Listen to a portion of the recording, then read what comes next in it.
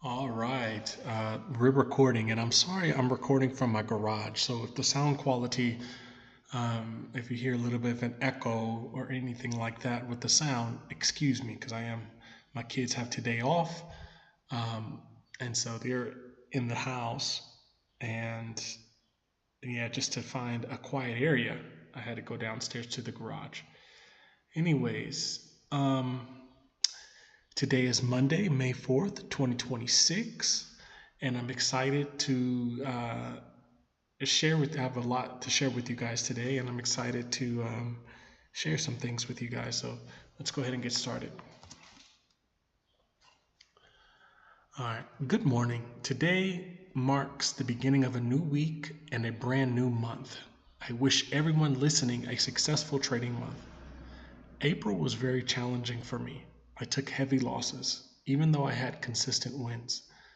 The reality is, I must reduce the size of my losses. I may repeat this often because it is the difference between being successful and unsuccessful. If I want to continue being unsuccessful, as I have been for the past 5 years, then I will keep jumping back into the market after hitting my stop loss. But if I want to succeed, reach the light at the end of the tunnel, and change my life, I will honor my stop loss and step away from the market and come back tomorrow. It is very hard. I have come to understand that losses are inevitable. No matter how hard I try to be perfect, losses will happen. I have to learn to accept them. All right, and I have one subscriber to my channel, and thank you to Bleeding Ink Stains. I really appreciate you subscribing to my channel. You are my very first subscriber, and I hope that I remember you as my first subscriber as long as I have this channel and begin to share my story publicly. So I appreciate it. And to your comment, it's awesome that you're documenting your journey on YouTube. Man, I recently got into trading back in March and I was able to pass my eval on Top Step in April, only after I blew 5 accounts. But I decided to switch to Lucid and now I'm in the middle of trying to pass my eval. Laughing my ass off, Ellen. So, congratulations to you. I mean, you've only been on this journey for a month, which is incredible. Um, and uh, shout out to passing your eval with Top Step, and blown accounts will happen, and we will talk about that some more here in a little bit. But yeah, there's a lot of different firms out there these days. Before I decided to join prop firms, I was thinking about, I only knew of Apex. Now there's Top Step, there's Lucid, there's My Trading, My Funded Futures. There's just so many, especially if you like using the Tradeovate Ninja Trader platform, which I do. I have personal live accounts. I don't have any money with them in my personal accounts at the moment, but ever since I started trading futures, I've always used Ninja Trader and Tradeovate. Sometimes TradeStation. I think I tried TradeStation as well. And I really like how you have many prop firms out there that allow you to use the Tradeovate platform, because I really like it. I already know how to use the platform. There's no learning curve. I can just get right in there and just start, trading. All right. Don't focus so much on the payout. Can I share a story? Many years ago, I enlisted in the military. When I received my ASVAB score, my first attempt was at 32, very low. I was given study material, and later I scored a 63, almost doubling my score. Many jobs became available to me, weatherman, air traffic control, etc. But because I played football, American football growing up, I felt I could join Special Forces. My MOS 0311 offered a $5,000 bonus. To make a long story short, I never made it to Special Forces, and the $5,000 bonus was spent very quickly. I should have listened to my recruiter. He told me I should go for a desk job. He was an air traffic control specialist, and when he retires, this was many years ago, so maybe he's already retired. He'll be able to make six figures in the private sector. I listened to my athletic ability instead of my brain. I share that because in the prop firm space, we are enticed by how many accounts we can trade simultaneously, the largest payout we can receive, and the biggest account we can buy. But now that prop firms are becoming more popular, they are all competing to attract customers. Prices are becoming more affordable and benefits are improving. For example, when I first joined the prop firm space, I went straight to Apex, a credible firm with a strong payout reputation, but the terms and conditions were far too long, and the fees after passing the evals were much more expensive than those of competitors. On the other hand, firms like My Funded Futures may cap payout amounts, but a 25K flex plan with Tradeovate is $49. On top of that, they document your trades and provide useful statistics. I got that from Bleeding Ink Stains because he shared the different prop firms that you're taking your evals from. If you're listening to this, and I wanted to share my story because it's not when we, speaking you and I and others, don't pay so much attention about the payout. Look at what the rules are. Look at what maybe the drawdown limit is. Look at what if it's an all inclusive price. Look at it's we want to try to mirror it to, like, if I was there, like, for example, me having my live account, my personal account with Tradeovate, it's very like two-dimensional. You could, if you make money, you can request a payout. You can pay yourself and receive it the very next day. There's no questions about it. There's no we'll think about it in 3 days. If you make money in the market, you're able to withdraw almost instantaneously. And of course, there's no limit when you're going straight with the brokerage. They're not saying that you need 30 days to pass or whatever. And there's no cap on your payout when you have your own personal account with a broker. So we just sharing those things, like, you have to understand that a lot of these prop firms are out here as a business. So even though they have that narrative, like, trade our money and don't worry about trading your money, that's the only narrative that they have, that they stand on. Other than that, it can be quite costly if we are constantly paying for accounts, constantly, or we think like, oh, maybe if we get the larger size account, maybe we can trade a little bit better, or maybe if we, grab 20 accounts, we can rotate them all, and eventually all these costs add up. And it's just like, you could have just maybe try putting $100 in your NinjaTrader account. That'll give you a nice little buffer. And just, if you're able to compound that, you're able to pay yourself at least, in the prop firm space, there's a lot of delayed gratification. You really have to, wait days on end.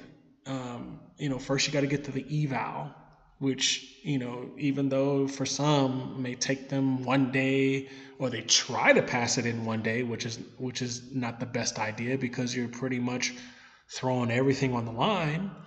And if in 2 days you blow up the accounts, well, you got to go back in, purchase another one.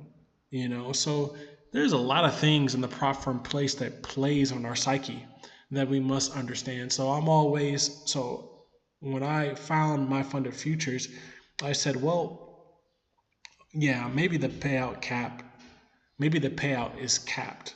Maybe you can only, with the 25K flex plan, you can only make, $1,000, 500 plus 80, whatever. It's not like Apex where you can, request 2,500 or whatever,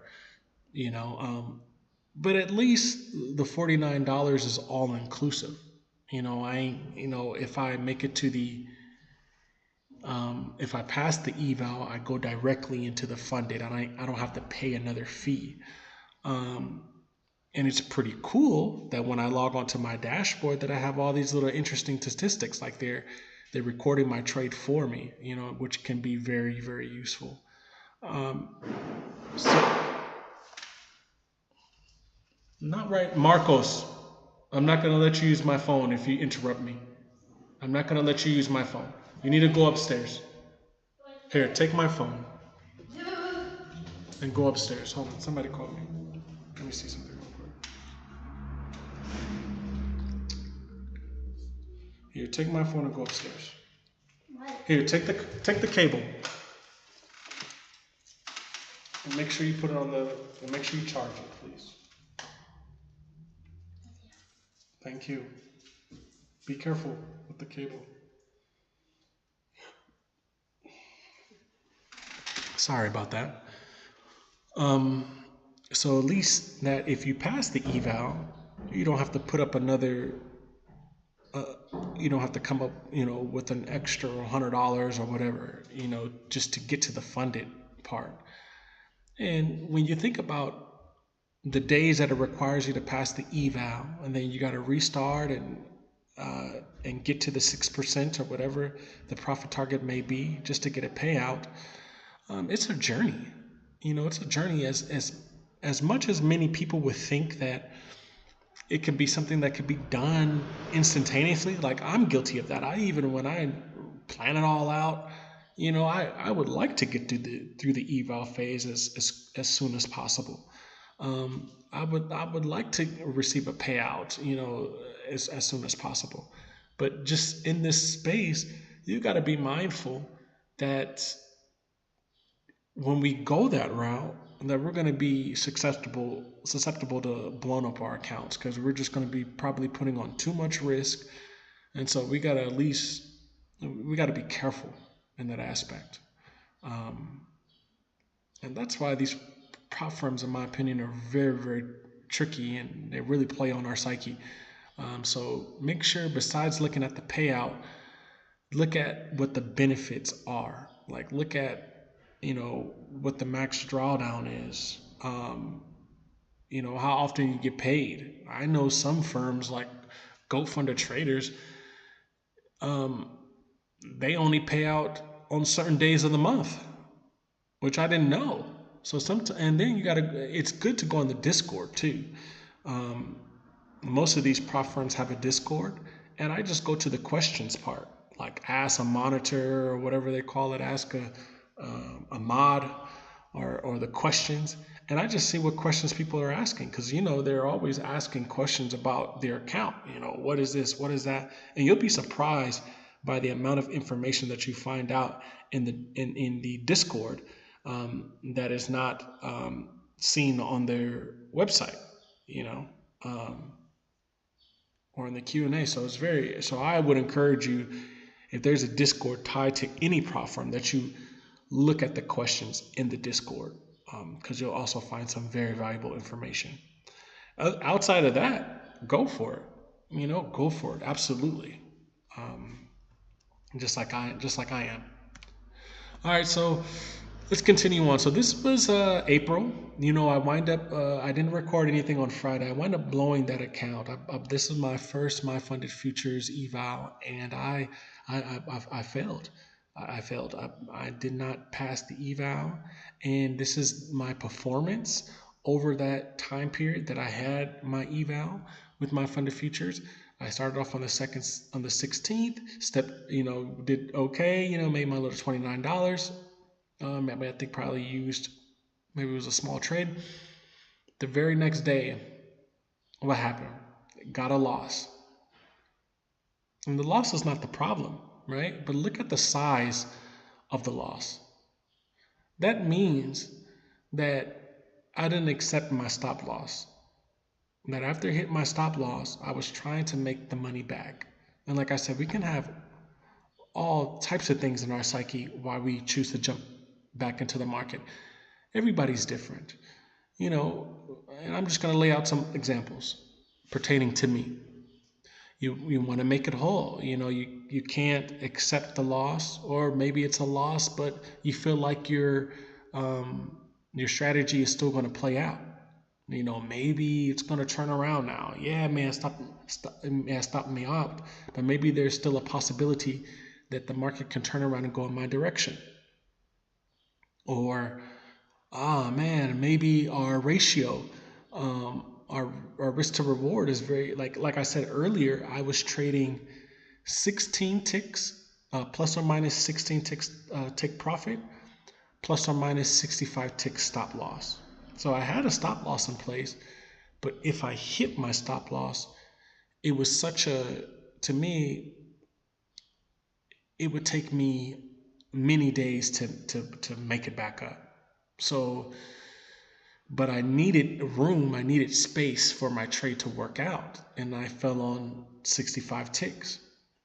But in the event, if there was something that I missed in my analysis or something new that I didn't know prior, and I hit a stop loss, I would feel really bummed out because it would be a big loss, and I would have to, when you're only making a 16 tick profit, it's going to take you some time to break even. So that is also one of the reasons I said, oh man, so I would jump back into the market thinking that I was going to, trying to recover those losses, and it only compounded to further losses, to the point where I'm just like, this is just too much. Let me just stop. But I didn't decide to stop until I was negative $562 into the hole. So, and then you can see the following week did well. Monday, Tuesday, Wednesday, Thursday, some consistent wins. All of a sudden, something pops up on Friday. Stop loss hits my stop loss. I dabble back in the market.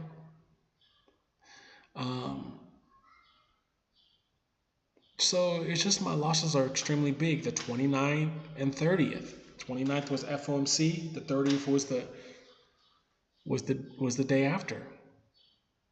I said, you know what? I'm no longer gonna go. I'm no longer gonna trade on FOMC. I said that to myself before, many months ago. I said, you know what? FOMC is just too volatile for me. Even the day after, it's better not to trade it. But you're excited. I mean, it's very hard to sit on your hands, to step away from the market. We are traders. We want to be in the market. We want to make money. That's just the honest truth. But maybe I could have prevented a loss on the 29th and 30th, had I sat out. If I would have honored my stop loss instead of jumping back into the market, maybe the $562 would have been negative 250. 786 would have been $250 or whatever. I could have been in profit rather than being at a loss, on the month. But I was fortunate, even though I hung my head, because I really thought that I could, I really thought that I dotted my I's and crossed my T's. I really thought that I had found every little mistake in my analysis. I really thought that I was on top of my game. I really thought that, hey, this is it. I still had losses. So I said to myself, going forward, that look forward to having 3 to 4 losses a month. Look forward to it. You can't be perfect, Shante. I try my best to be perfect, but there's always something that pops up. Always. So just acknowledge that you're going to lose in the market and accept it. On average, it's about 3 to 4 times a month. But our goal is to honor the stop loss, not jump back in. Is to stay out. Do your, look over things after, figure out what went wrong, try to make a solution, create a rule. That's how I found my rules that I have today, is through my mistakes. So you have to be documenting everything, knowing what you were planning on doing. Document what you're planning on doing, and if it works in your favor, great. If it didn't, and it hit your stop loss or you lost money, well, at least you can go back and see exactly what you did, and you can make changes that way. You can create rules for yourself. That's exactly how I've been doing it. But I was fortunate to be able to grab a new account through my significant other. So I was able to purchase a new account. I don't know how many opportunities I'm going to have of that. So got to learn from my lessons, you know. Yeah, this is more about the failed account that I had. As you can see, it was disappointing. Your account has failed the valuation. You would like to try again. You may purchase, and that's normal. You're going to fail. You're going to fail. I failed so many accounts when I think about it. Um, and then when you make it past the eval, you fail to fund it. And you're just like, damn, you know, I have yet to receive any payout from a prop firm. I've paid myself in my personal account, you know, but when it comes to the prop firm space, I don't know what it is, man. I really don't. I have not been able to pay myself in the prop firm space. I'm hoping to change that because really this is the only way to earn money, to funnel it, part of that into my personal account, to get back to funding my personal accounts directly through the broker and out of the prop firm space. So I gotta humble myself. I gotta play by the rules. I gotta have that delayed gratification, right? You know, I gotta wait until I pass the eval and hit the profit target and then do it all over again. I gotta go through the whole show in order to actually receive any type of money. Like I said, these prop firms are businesses at the end of the day, and it's pretty tough to pull money out of these prop firms on a consistent basis. They're not designed to do that. They give you an opportunity, but just like when Uber used to say to the drivers, because I used to work for Uber, we don't want to pay our drivers. We're tired of paying our drivers, you know. And I feel like we as customers in the prop firm space, the firms really don't want to pay their customers, you know, at the end of the day. No matter what they may say, no matter if they give you an email saying we've made some changes because it's better for the trader, no matter what they say, at the end of the day, they're also protecting their bottom line. And at the end of the day, they don't want to pay their customers. They don't have to. So they designed a very effective program, you know, to do that. I mean, but we'll take the opportunity, you know. They are using Tradovate, which is a credible broker. So I do not believe that they're manipulating the platform, the Tradovate platform, or anything like that. You know, if you are a good trader, you should be rewarded. It's just added layers on top of everything, you know. But you can learn a lot, though. I mean, when I signed up for my first prop firm, you know, I didn't have a stop loss at the time. I wasn't using a stop loss. You know, I don't know what I was doing really, but digesting all the rules and being more disciplined has definitely helped me for sure. Anyways, here's some more stats. You know, like I said, some people say, oh, you can make money with a 32% win rate, 56% win rate. It doesn't matter if you have I've had an 84% win rate. If your losses are too big, it doesn't matter how your win rate is. You gotta reduce the size of your losses. If you have a tendency to jump back into the market after you've taken a loss and you're just compounding the losses, it doesn't matter how high your win rate is. It doesn't matter. I had an 84% win rate on my personal account directly through Tradovate. And one day I'll post those stats, or at least, it was up there, 70 to 80. Maybe tomorrow I'll post it, take a screenshot of my year so far. But the thing is that my losses were too big. Losses were way too big. Kept jumping back in when I should have just stayed out. All right, some more stats. All right, you could see I lost, looking at the performance by trade duration, this top part right here, you could see I lost this is where I lost a big chunk of money. Because what happens is that usually between 10 and 30 minutes after the market opens at 9:30, I can tell if my trade worked out or not. I either when it doesn't take long for for for me to find out if I won or lost. So what happens if I did receive a loss? I would jump back in. I would just jump back into the market. You know.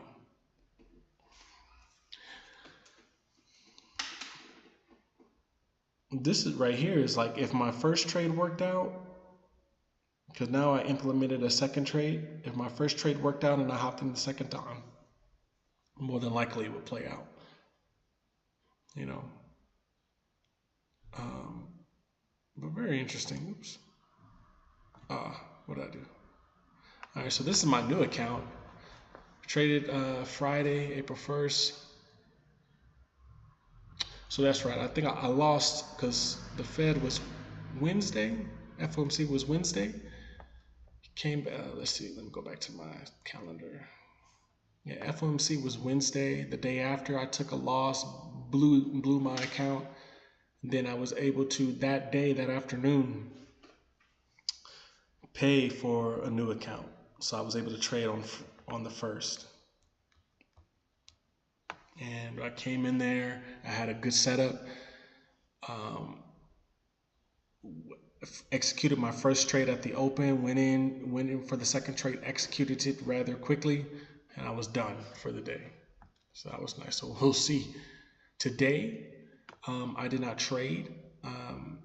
When I ran my analysis, it didn't come up with anything. I didn't have no data for it. So definitely, like I spoke about earlier, abide by my rules. There was no date, so therefore I do not trade. So, and I was watching the live stream, as for entertainment on My Funded Futures, because they have a live stream as well. And I'm just watching them, and they're just like, the market was acting a little bit crazy as far as like NQ. It was, first it looked like it was going down, and then it wicked and it went up, and then it wicked and it came back down, and it was just like, that's a tough market to be in. So I'm glad I was not trading, but it takes even more courage to sit on my hands, because I could have easily, and I've done so in the past. I could just play the momentum trade. I can just eye the Superdome and just see if I can just scalp a couple ticks here and there. I can just eyeball the charts and see if I can catch a few ticks here and there. That's that's a fatal decision, and I'm glad I just stepped away. 24 hours is a long time. For me to have to wait to not be able to trade, I got to wait all the way to the next day. It's a long time for me, but I have to do that. Otherwise I don't want to risk going on tilt. What will we do differently this month? Watch for holidays, and I've included FOMC into that. There's no FOMC this month, obviously, but we do have Memorial Day toward the end of May. I will not trade on that day, even if the market is open for a half day, and I will not trade on the following day either. I will honor my stop loss. It is highly likely I will have at least 4 losses this month. It is not the losses that cause me to fail. It is getting back into the market impulsively after a loss. To pay attention to volatility setups. I know that if certain conditions appear, there's too much volatility and I should not trade. One of those is if there's no data for me. Also to step away and not trade. No FOMO trading. You all know I start trading at 9:30 Eastern time. I monitor the market well in advance. Sometimes there's a strong move, maybe triggered by something Trump said, and I jump in thinking I could profit from the momentum. Even if I am successful, I have made a huge mistake. I have disrupted my thinking, my plan, and my edge, and I risk losing it all if I cannot remove myself from the market. There's been times where, and speaking on that last part, there's been times where, because I'm monitoring the market throughout the day when I wake up, I'm not like actively sitting at my desk, with intense focus, like if I am at 9:30, but I'm just trying to see like where the market opened, is it positive or is it negative, what the charts look like, yada, yada, yada. But there's been times where maybe it's like an hour before 9:30, and that's the time where not news, but events whether it be PPI, CPI, all this stuff, or just comments from certain officials, from the president, from from Bassett or whomever, from Iran, on the war that's currently going on. Sometimes I'll see like the market just shoot up, and I'm just like, dang, and immediately I feel FOMO. I'm like, wow, look at that bar. Look at that bar, man. That is incredible. And I would try to trade it just based off of momentum. And say, for instance, like if I'm successful, maybe I've already hit my profit target on the day. Maybe I've already made a couple $100, few $100. I should just count it as me being lucky, being fortunate, and great. I don't have to stay in the market. I should just step away from the market. No. Now I'm in that mind space, that mindset that I can continue to scalp, to play the momentum trade and my strategy at the same time. Like something clicks in my head, I'm just like, oh, maybe I can do it again. Maybe there's, maybe something big is going to happen. And I quickly forget about my structure. And I'm just completely emotional. And that leads to a lot. That leads to me giving back the money I had made in the pre-market, stepping into losses, compounding those losses. And I could have just been done for the day.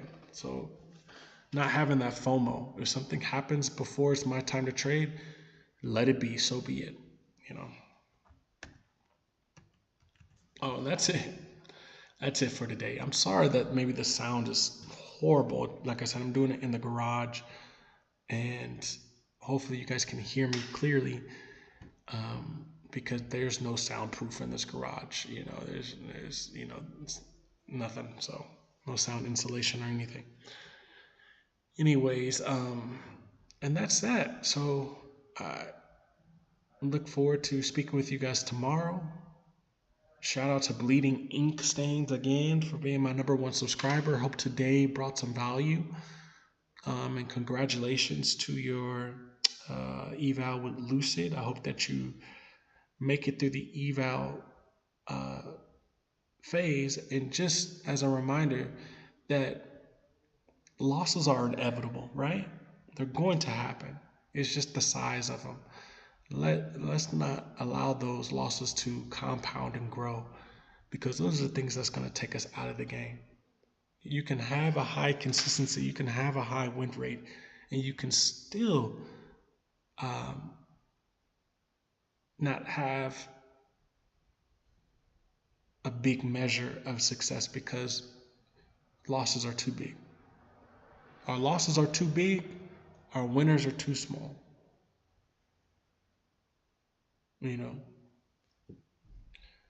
And I'm thankful that I was able to find out how to increase my wins, the size of my wins. Like now, what happens is if I complete the first trade and I move on to the second trade is for 49 ticks. So really, when you add the 16 ticks plus the 49 ticks, we're at 65 ticks. So now, that to me is so much better. So if I hit a stop loss, there's a high chance that I can make it back, break even the next day, come back up the next day. If there's a setup available for me. But doing the 16 ticks, man, you had to be perfect, because if you forgot something, you had to be really precise. Because if you lost on a trade, it would be a hard grind to come back, very hard grind to come back. But I learned a lot by that. I learned a lot through about my strategy, about my analysis. Came up with a lot of good rules, created a lot of good rules from it. And so, but yeah. Anyways, good luck out there. Look forward to talking with you guys later. Bye-bye.